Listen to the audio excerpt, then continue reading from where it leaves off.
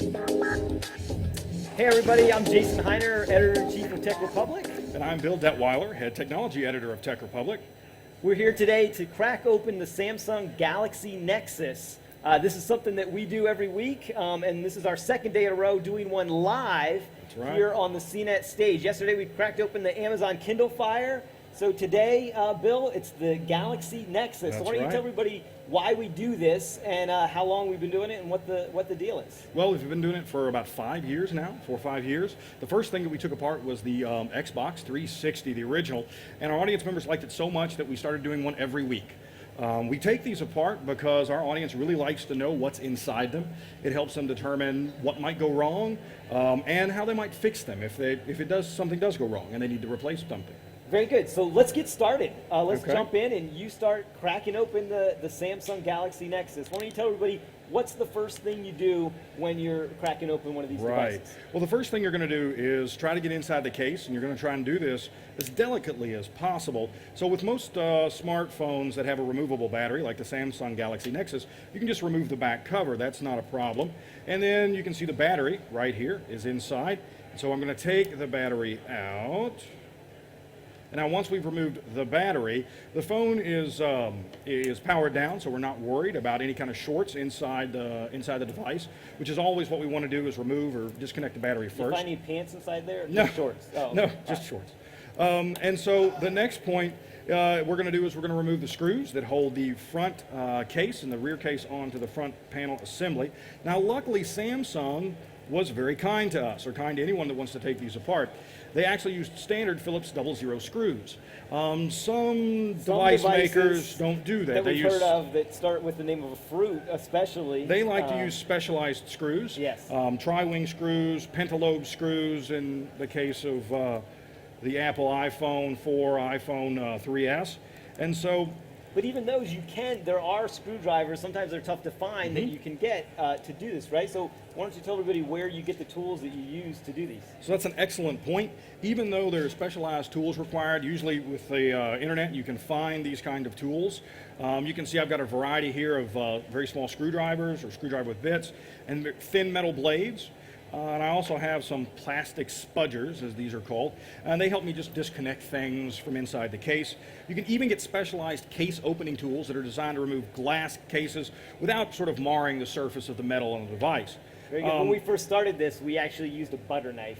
We tried that once, that's right. Tool. But a butter knife, razor blades. Exactly. Now that we have all the screws on the Samsung Galaxy Nexus removed from the back panel, we're going to remove this case from around the front panel assembly. Unfortunately, on the Samsung Galaxy Nexus, I have to use this metal blade. I'm going to do so very carefully, putting it between the case and the metal the glass panel.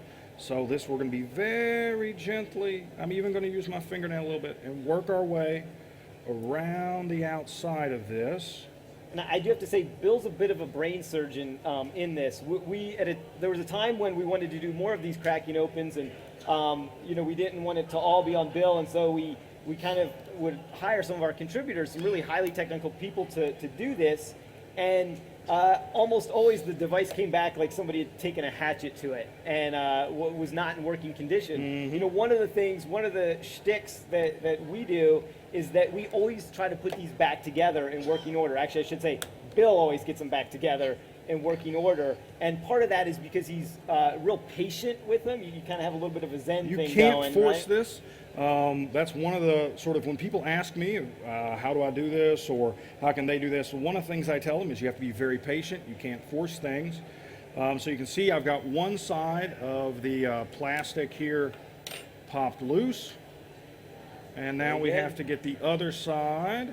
But again, you can't force it. You got to be patient. You can hear it disconnect there. A lot of the mistake people make when they're trying to pull their own devices apart or do something like this is that something sort of won't come and they force it, right? That's right. And that's when it breaks. And then it breaks. So you can see that didn't take very long, but I was very careful not to break the glass panel because we don't want to do that. And now we've removed the back cover, and we can see the insides of the Galaxy Nexus. You can see our main circuit board here. There is the speaker assembly. You can already see one of the cameras. So from this point, we're just going to go ahead and remove the circuit boards and keep on going. Very good. So when you're doing these in the studio, like we said, we publish one of these every week. And Bill does not only the cracking open where he's taking photos all along the way, but he also publishes an analysis post where he talks about what's inside the device and what you need to know in comparison to this device to another device. Right. So one of the things that is interesting is that when he's doing this, it's kind of like patting your head and rubbing your stomach at the same time, because Bill's not only cracking it open, he's also taking notes, he's taking photos all along the process. We've got some photos up on the screen that show you, Bill taking photos and, getting into the device, and he's making notes of each of these chips, right? So Bill, tell us a little bit about that process. Well, so we have to do 2 or 3 things at one time, and we'll be taking things apart on one part of the studio and then moving them over to another part of the studio. And so it's just another thing that takes a little bit of patience. And one of the interesting things here with the Galaxy Nexus is that there's a lot of little connectors that you have to disconnect from the motherboard. And so you have to be very gentle when you do that, because once you're inside one of these devices, if you break the device, if you break one of the small connectors, you have to find a replacement part, and that's hard to do. When we take these things apart, the actual taking apart is very easy. The hard part is finding replacement components. Manufacturers don't really like to do that. Yeah. They want you to bring the device back to them to be repaired, to be fixed. So they don't provide or even that. better, to buy a new one. That's right. So they don't provide replacement parts very easily. So it's a matter of being gentle, not forcing things, and making sure everything comes loose. So, Bill, why don't you talk a little bit about how we choose which devices to crack open? Right. Because you're doing one of these every week, and you've done lots of different things. You've done almost all the most important tablets this year. You've also done, all the prominent smartphones. How do you choose which tablets, which smartphones, which products, and what are some of the other things you've cracked open? We've cracked open old computers like the Tandy Model 100, an old luggable laptop. We've taken apart, like I said, the Xbox 360, PlayStation 3s. We've taken apart Apple iPhones, iPhone 4s, just about any piece of new technology that our audience might want to, that their users might use, that they might have to support, that they might want to use themselves. When you're going to recommend this to a family member, you want it to be rugged, you want it to be solid, you want to know that they're getting a quality product, and so we do all kinds of stuff. We've even done some old stuff. We've done some old Amigas. So from laptops to smartphones Apples and tablets, and Macs and Tandys, we crack open it all. First IBM PC, right? That's right. So some of this is for educational value, but some of it's also entertainment, right? Because most people who are in technology, they're very curious. They just like to see what's going on inside. Yeah, right? we're all geeks, so part of this is just for our own fascination. We love to see what's inside these. And you can see here, this is the Galaxy Nexus. I'm going to hold this up for everybody in the audience to see.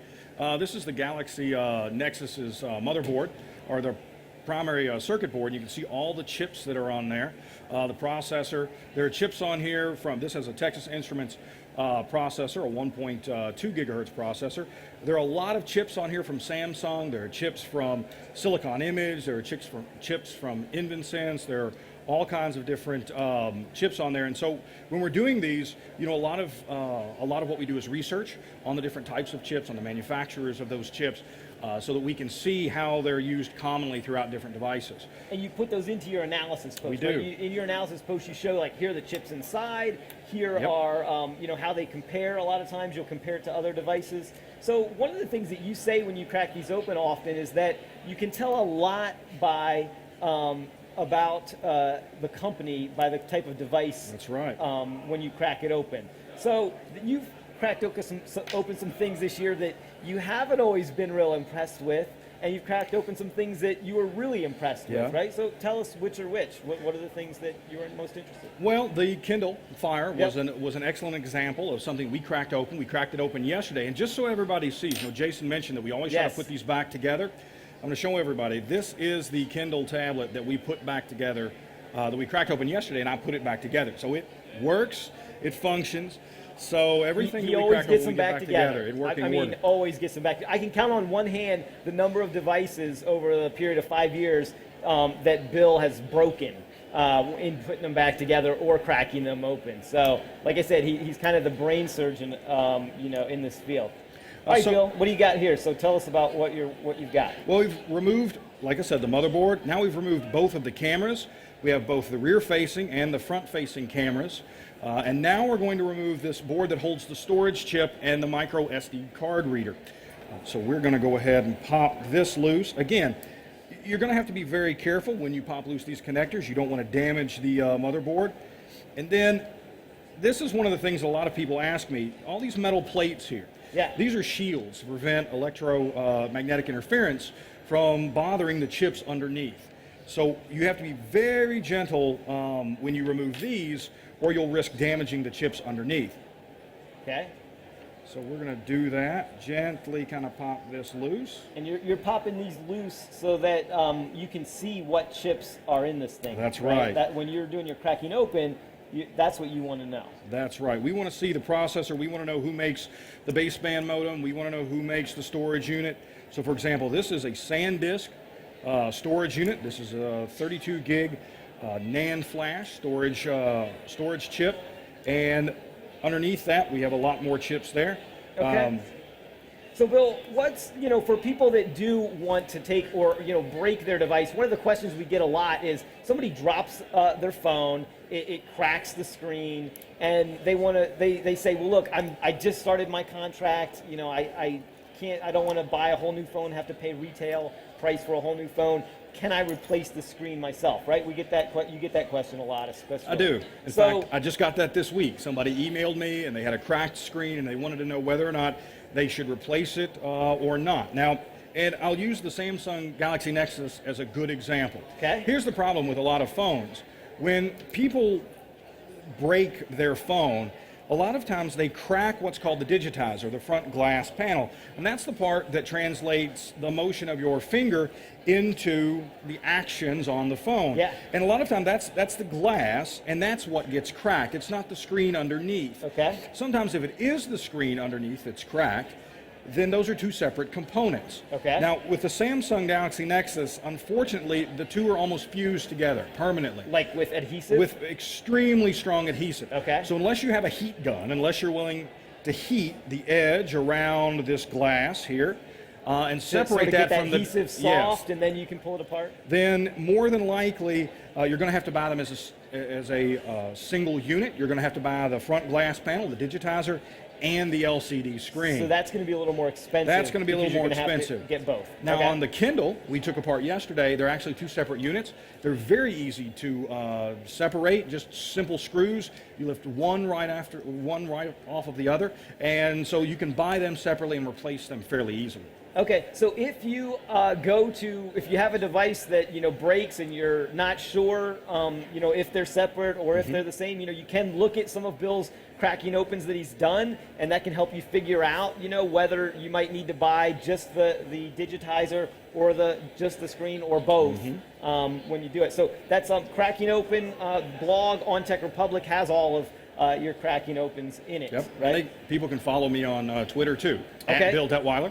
Very good. And get all right. the latest updates on cracking open. So, Bill, what about putting these back together? Does it take longer to put it back together than it takes to get it apart? I mean, there's a lot of small pieces here. Not usually, honestly, because when I'm taking them apart, I'm usually taking photos, I'm doing things very gently, especially if I've never been inside the device before. I don't know how the device is put together. Manufacturers don't give you manuals or don't give us manuals to take them apart. So you have to sort of figure your way through the device. For when I got the Galaxy Nexus, I didn't know whether I was going to be able to separate this part from the case and the front panel, or whether they were going to be two separate pieces or together. So I had to sort of feel my way through it, and that takes some time. So I know you've come in sometimes and you're like, Bill, have you got it apart yet? And I'm like, no, I'm still working on it. I'm still trying to get this piece, together. So that gets back to the Zen thing of if you are trying to take a device apart yourself, take it easy. If it doesn't want to come apart, don't force it, because that's almost always when you run into trouble. It's almost always when it breaks. So let's take a look at what you're doing now, Bill. You're pulling something else apart there. What do you got? So I'm going ahead and removing, now that we've removed the circuit boards, now that we've removed the card reader, the cameras, we're going to go ahead and we're going to remove some of the components here on the bottom. This is going to be the the headphone jack down here. It's got a single screw that comes out. So this is an audio unit down here? This is a little headphone jack. We're going to go ahead and remove this.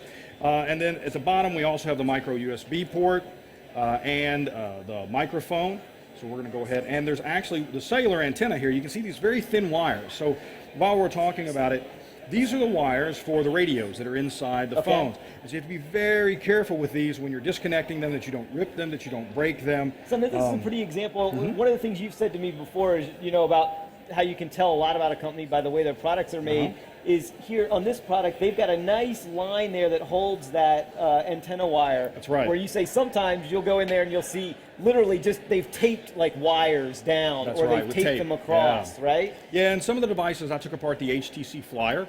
That was a device that wasn't a bad device, but you could tell that HTC has a background in phone manufacturing.